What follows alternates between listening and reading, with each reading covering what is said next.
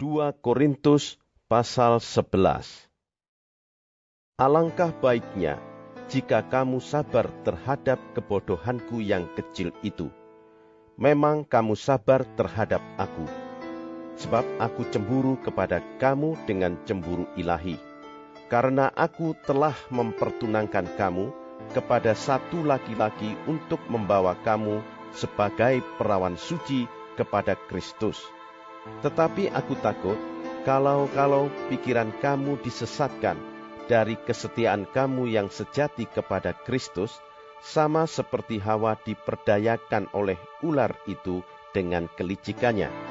Sebab kamu sabar saja jika ada seorang datang memberitakan Yesus yang lain daripada yang telah kami beritakan, atau memberikan kepada kamu roh yang lain daripada yang telah kamu terima, atau Injil yang lain daripada yang telah kamu terima. Tetapi menurut pendapatku, sedikitpun aku tidak kurang daripada rasul-rasul yang tak ada taranya itu. Jikalau aku kurang paham dalam hal berkata-kata, tidaklah demikian dalam hal pengetahuan, sebab kami telah menyatakannya kepada kamu pada segala waktu dan di dalam segala hal. Apakah aku berbuat salah jika aku merendahkan diri untuk meninggikan kamu? Karena aku memberitakan Injil Allah kepada kamu dengan cuma-cuma, jemaat-jemaat lain telah kurampok dengan menerima tunjangan dari mereka, supaya aku dapat melayani kamu.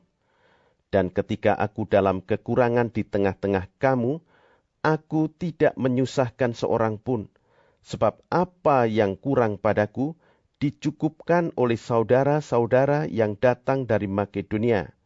Dalam segala hal aku menjaga diriku, supaya jangan menjadi beban bagi kamu, dan aku akan tetap berbuat demikian.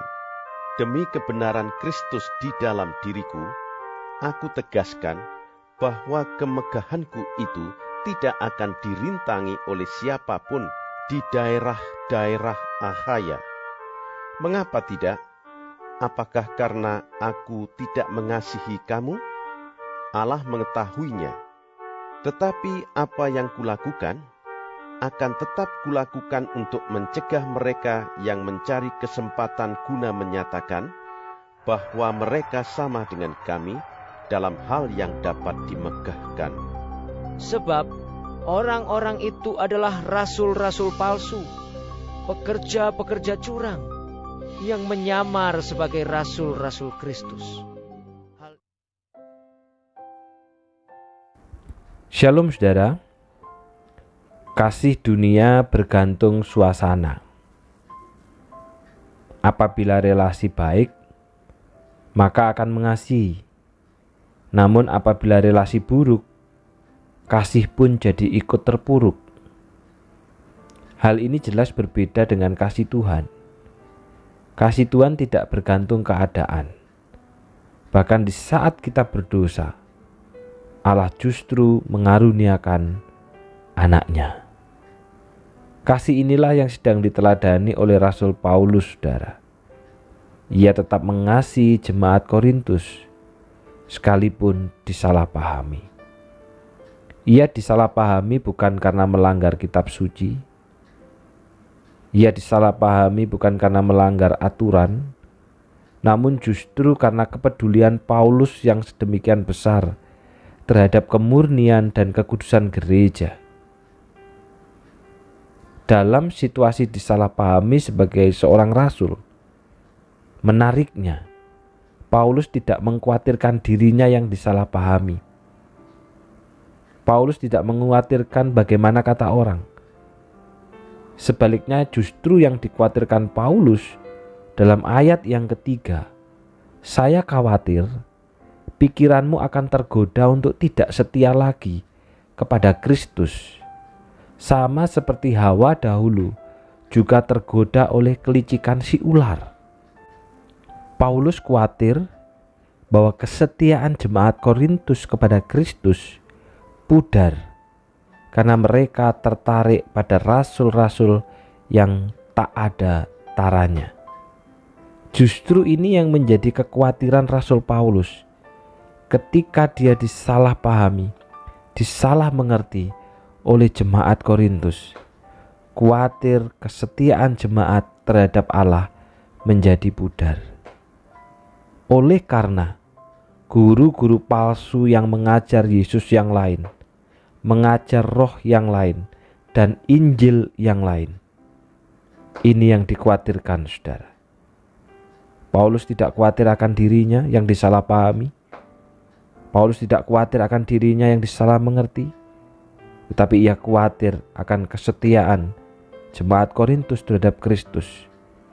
Karena ia membawa jemaat Korintus bukan untuk mencintai dirinya, tetapi mencintai Kristus. Ia sangat peduli dengan jemaat di Korintus dan tidak ingin pikiran mereka disesatkan. Mengapa? Karena jemaat Korintus mudah terjerat oleh pengajaran palsu. Saudaraku, karena itu Paulus mengingatkan bahwa sebagai jemaat mereka sudah dipertunangkan kepada Kristus karena Kristus sudah menebus mereka. Maka mereka harus setia kepada Dia. Jangan sampai tertarik kepada pemberitaan para rasul yang tidak ada taranya, padahal mengajar tentang Yesus yang lain, roh yang lain, dan Injil yang lain. Apalagi ketertarikan itu disebabkan oleh anggapan akan kebodohan Paulus yang tidak terampil dalam berbicara.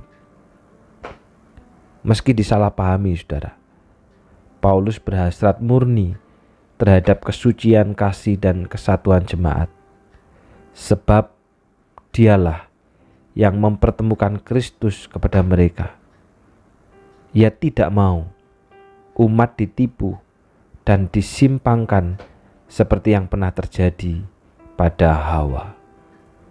Namun saudara, jemaat Korintus tampaknya memandang rasul hanya dari segi tampilan, tanpa memperhatikan pengajaran dan kebenaran. Sehingga sekalipun Paulus sudah menjelaskan, mereka pun tetap menyalahpahami. Apa yang dilakukan Paulus, saudara? Ketika masih disalahpahami, ketika masih disalah mengerti, ayat yang ke-11. Mengapa saya berkata begitu? Apakah oleh sebab saya tidak mengasihi kalian? Allah tahu saya mengasihi. Saudara, meskipun Rasul Paulus tetap disalahpahami, tetap disalah mengerti, kasihnya tidak pernah berubah. Karena kasihnya berasal dari kasih Allah. Apakah yang akan kita lakukan, saudara? Jika kita disalah mengerti orang lain, ketika kita melayani Tuhan, mungkin kita akan segera melakukan klarifikasi dengan harapan agar kesalahpahaman bisa diluruskan dan pelayanan dilanjutkan. Ini dilakukan agar bisa menjaga hubungan yang baik di antara sesama rekan.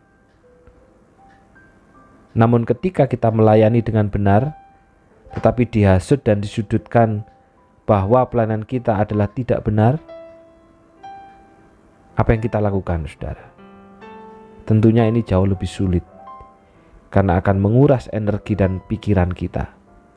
Tapi hari ini kita diingatkan, ketika kita disalahpahami, ketika kita disalah mengerti, kita sudah benar sesuai ajaran, kita sudah benar sesuai aturan.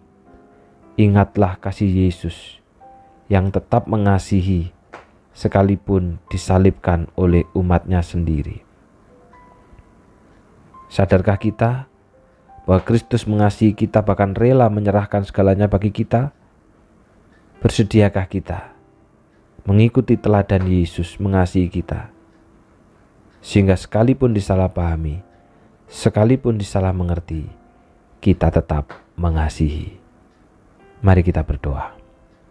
Bapa yang di surga, kami bersyukur hari ini kami diingatkan kembali Tuhan, supaya kasih kami seperti kasih-Nya Tuhan.